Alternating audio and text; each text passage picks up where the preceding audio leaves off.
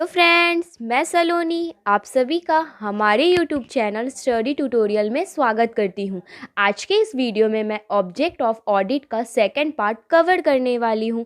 तो video start करने से पहले जो मेरे चैनल पे नए हैं वो मेरे चैनल को लाइक, शेयर, सब्सक्राइब जरूर करें और वीडियो लास्ट तक जरूर देखें। ये बहुत ही बेनिफिशियल होगा आप लोगों के लिए। तो लेट स्टार्ट द वीडियो।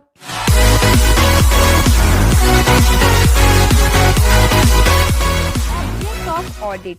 तो पहले वाले वीडियो में मैंने बता दिया था कि ऑब्जेक्ट ऑफ ऑडिट क्या होता है। तो हम लोग देखे थे कि मेन दो ऑब्जेक्ट होता था, प्राइमरी एंड सेकेंडरी ऑब्जेक्ट। तो हम लोग देखे कि जो प्राइमरी ऑब्जेक्ट, जो मेन ऑब्जेक्ट होता है एक ऑडिटर का, वो क्या होता है। वो ऑडिटर क्या करता है, चेक करता है, वेरीफाई करता है फाइनेंशियल स्टेटमेंट को और उसमें अपना ओपिनियन देता है क्या वो जो स्टेटमेंट है क्या वो true and fair view show कर रहा है या नहीं कर रहा है। वो अपने क्लाइंट को ओपिनियन देते थे। तो हम लोग इस वीडियो में देखने वाले कि जो ऑडिटर होते हैं वो अपना ओपिनियन कैसे देते हैं। तो हम लोग देखेंगे कि जो ऑडिटर होते हैं वो अपना ओपिनियन कैसे देते हैं। तो ऑडिट ओपिनियन इट मीन्स जो ऑडिटर अपना ओपिनियन कैसे देते हैं, तो कुछ एविडेंस होता है। तो जो एविडेंस के अकॉर्डिंग, जो प्रूफ के अकॉर्डिंग हमारे जो ऑडिटर है जो अपने क्लाइंट्स को ये बताते हैं कि आपका जो स्टेटमेंट है वो ट्रू एंड फेयर व्यू दिखा रहा है नहीं दिखा रहा है, तो वो कुछ प्रूफ को कुछ एविडेंस पे होता है। तो उस प्रूफ उस एविडेंसेस को ऑडिट एविडेंस कहा जाता है। एंड देन आफ्टर, अच्छा हम लोग तो बोल दिए कि ऑडिटर जो होगा वो अपना ओपिनियन कैसे देगा। ऑडिटर जो है वो अपना ओपिनियन कैसे देगा, एक एविडेंस के अकॉर्डिंग। तो एविडेंस को हम लोग ऑडिट एविडेंस कहेंगे, ठीक है। तो ऑडिट एविडेंस कहेंगे, ठीक है। तो अच्छा, ऑडिटर के पास वो एविडेंस चल के तो नहीं आ जाएगा, उसके पास खुद व खुद तो नहीं आएगा। वो क्या करेगा, एविडेंस कलेक्ट करेगा। तो कैसे कलेक्ट करेगा, एक प्रोसीजर होगा, उसको ऑडिट प्रोसीजर कहते हैं।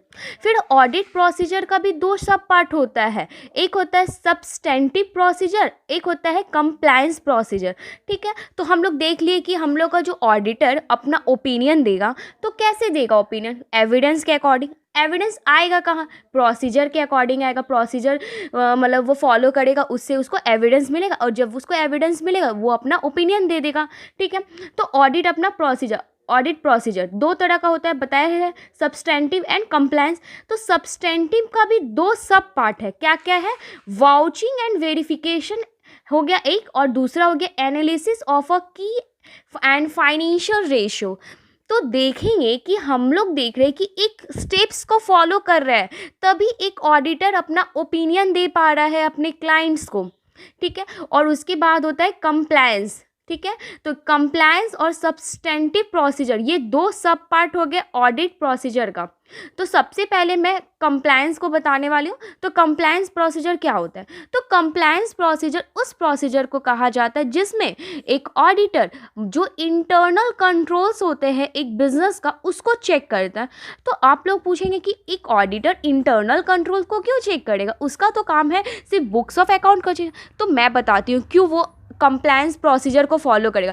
वो कंप्लायंस प्रोसीजर को इसलिए फॉलो करेगा ताकि वो जब वो कंप्लायंस प्रोसीजर को फॉलो करता है एक ऑडिटर तो उसको इंटरनल कंट्रोल्स पता चल जाता है कि इंटरनल कंट्रोल वीक है या स्ट्रॉन्ग है, कैसा है। तो उसके अकॉर्डिंग वो अपना डिसीजन ले पाता है कि कितना वो वाउचिंग करेगा, कितना वेरिफिकेशन करेगा।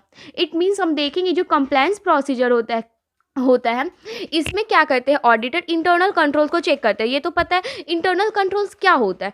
तो हम लोग का जो बिजनेस होता है उसमें बहुत सारा डिपार्टमेंट होता है, जैसे परचेज का अलग डिपार्टमेंट, सेल्स का अलग department, reconciliation of purchase and sales हो गया, कैश का अलग हो गया, सब चीज़ का एक डिपार्टमेंट होता है। तो अगर हम लोग सोचो कि अगर हम लोग का हर एक चीज़ का अलग अलग डिपार्टमेंट रहेगा और हर एक डिपार्टमेंट अपने डिपार्टमेंट को मतलब कि कवर करेगा, अपने डिपार्टमेंट के सारे वर्क को मतलब वो देखेगा, सारा चीज़ मेंटेन करेगा, बुक्स ऑफ अकाउंट मेंटेन करेगा, तो क्या जो चांसेस है, जो गलती होने के जो चांसेस है, मिस्टेक्स होने के जो चांसेस है वो तो कम होंगे। हाँ, क्योंकि सब अपने अपने काम पे।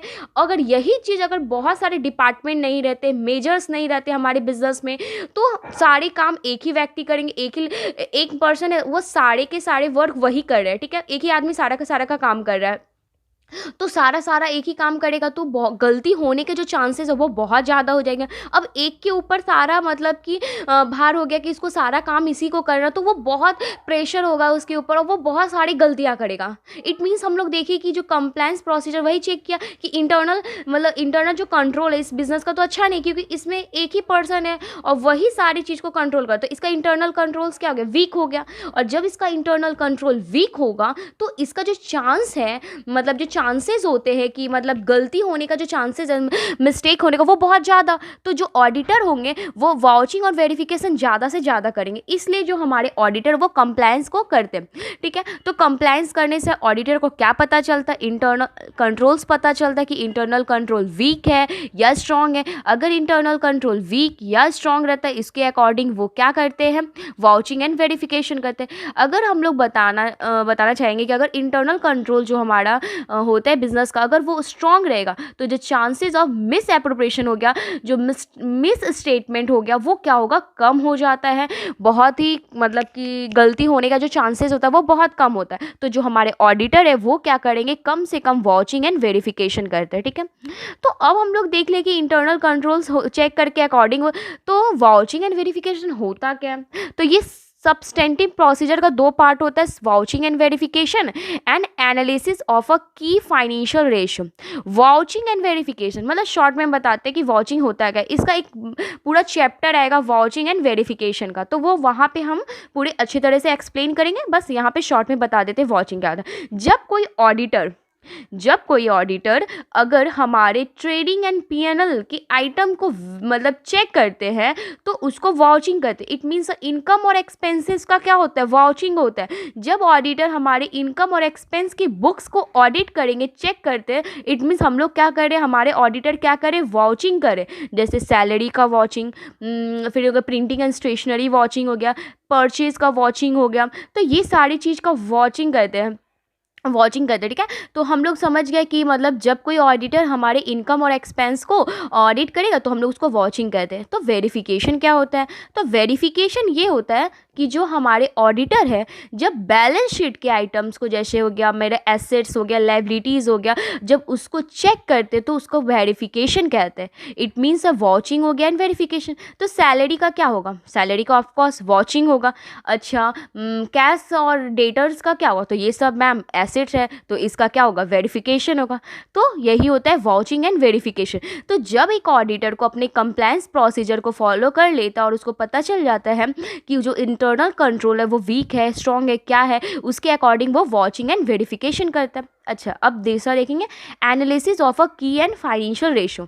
तो एनालिसिस ऑफ अ की एंड फाइनेंशियल रेशियो होता क्या, तो यहाँ पे एनालिसिस करते हैं, रेशियो एनालिसिस। जैसे कि हम लोग को पता है कि current ratio is equal to क्या हो जाता है, current liability divided by current assets, यही होता है करेंट एसेट या करेंट लायबिलिटी डिवाइड बाय, तो यही मेरा होता है करेंट रेशियो। तो इससे हमारा पता चल रहा है कि कितना मेरे पास एसेट और कितना मेरे पास लायबिलिटी है। तो जब मेरे पास एसेट्स पता चल जाएगा, जब मेरे पास एसेट पता चल जाएगा इतना है और लायबिलिटी मेरे पास इतना है, तो हमको ये पता है, तो हम लोग रेशियो देखेंगे कि किस चीज़ का रेशियो कितना, किस चीज़ का रेशियो कम है।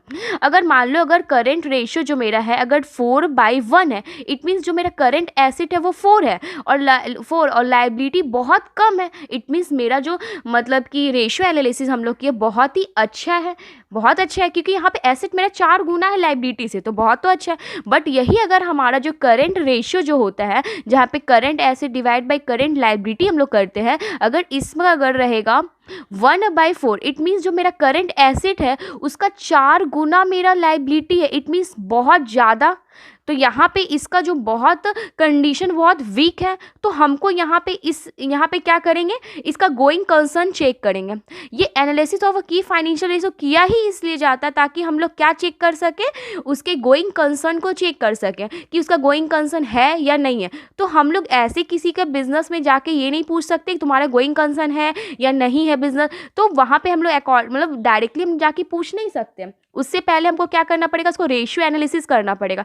तो रेशियो एनालिसिस करेंगे तो देखेंगे अगर वीक है तो हम उससे मतलब कि पूछेंगे कि और वहाँ पे आस्क करेंगे कि क्या आपका बिजनेस गोइंग कंसर्न है या नहीं। अगर उसका करंट एसेट बहुत ज़्यादा है, इट मीन्स उसका बिज़नेस का जो कंडीशन है बहुत ही स्ट्रॉन्ग कंडीशन है, बहुत अच्छा मतलब अभी बिज़नेस चल रहा है और वो आगे भी चलते जाएगा। इट मीन्स वो गोइंग कंसर्न हो भी सकता है और नहीं भी हो सकता है। बट हमको वहाँ पे उस चीज़ का मतलब कोई भी मतलब रिक्वायरमेंट नहीं है कि हमको वहाँ पे पूछना पड़ेगा कि तुम्हारा गोइंग कंसर्न है या नहीं है।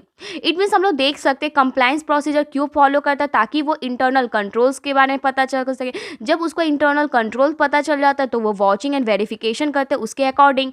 और फिर उसके बाद हम लोग देखें कि analysis of a key financial ratio क्यों किया जाता है, ताकि हम लोग को ये चीज़ पता चले कि उसका वीक है या मतलब उसका जो मतलब कि करंट रेशियो वीक है या स्ट्रॉन्ग है। उसके अकॉर्डिंग हम लोग क्या करते हैं, उसके मतलब चेक करते हैं, रिक्वायरमेंट होता है हमारा, ताकि हम उससे पूछते हैं कि वो जो बिजनेस है मेरे क्लाइंट्स का वो गोइंग कंसर्न है या नहीं है। ठीक है, तो ये सब्सटेंटिव प्रोसीजर का दो पार्ट हो गया, watching and verification, analysis of a की एंड फाइनेंशियल रेशियो। तो देखा, तो हम लोग देखेंगे जब ये प्रोसेस दोनों चीज़ करने के बाद ऑडिटर का क्या होता है, ऑडिट प्रोसीजर खत्म हो जाता है। जैसे उसका ये प्रोसीजर खत्म होता है उसके पास एविडेंस आ जाता है और उस एविडेंस के अकॉर्डिंग वो ऑडिट ओपिनियन देगा। तो आप लोग बोलेंगे कि मैम आपने तो स्टार्टिंग से पहले ये फिर ये ऐसे पढ़ा है, लेकिन नहीं, आपने तो यहाँ से स्टार्ट किया एक्सप्लेन करना। हाँ, ये इन्वर्स फ्लो डायग्राम हम लोग इसलिए बनाए ताकि हमको समझने में ईजी हो, क्योंकि हम लोग ये चीज़ तो बहुत ईजिली हम लोग समझ गए कि जो ऑडिटर अपना ओपिनियन देगा, कैसे देगा, एविडेंस के अकॉर्डिंग देगा, और उसी एविडेंस को ऑडिट एविडेंस कहते हैं। और एविडेंस आएगा कहाँ, प्रोसीजर लगाएंगे और उस प्रोसीजर से ऑडिटर को एविडेंस मिलेगा। और उस प्रोसीजर के अंदर दो आते हैं, एक सब्सटेंटिव प्रोसीजर और कंप्लायंस प्रोसीजर आता है।